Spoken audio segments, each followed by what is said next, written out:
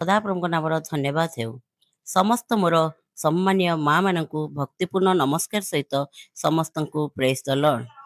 ଆଗାମୀ ଜୁଲାଇ 20, 21, 22 ତାରିଖ ଦିନ 3 ଦିନ ଧରି ହେବାକୁ ଥିବା ସାରିପଥ ମହିଳା ସହଭାଗିତାକୁ ଆପଣମାନଙ୍କୁ ସାଦର ନିମନ୍ତ୍ରଣ।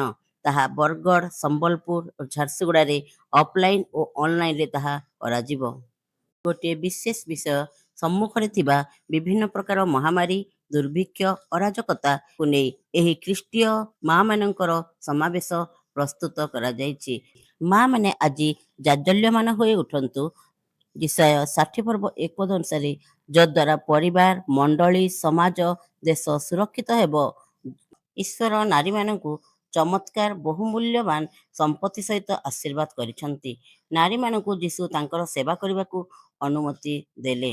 ମାଥ୍ୟୁ ଲିଖିତ ସୁସମାଚାର 8 ପର୍ବ 15 ପଦ, ଲୁକ 8 ପର୍ବ 2-3 ପଦ, ଲୁକ 7 ପର୍ବ 36-38 ପଦ ମଧ୍ୟରେ ତାହା ଅଛି। ତା ପ୍ରଥମ ରାଜାବଳୀ 17 ପର୍ବରେ ସାରିପଥ ବିଧବାର ବିଷୟ ଅଛି। ଅଳ୍ପ ତୈଳ ଓ ମୁଠିଏ ମଇଦାର ଆଶୀର୍ବାଦ।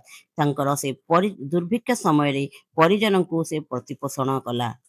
ଆଉ ନାରୀମାନଙ୍କୁ ଗୀତ ସଂଗୀତା 68 ପର୍ବ 11 ପଦ ଅନୁସାରେ ସେ ମହାବାହିନୀ ସ୍ୱରୂପରେ ସେ ନେଇ ଅଛନ୍ତି। ନାରୀମାନଙ୍କର ବିଶ୍ୱାସକୁ ଯୀଶୁ ଚିହ୍ନିଲେ ଓ ସମ୍ମାନିତ କରିଥିଲେ।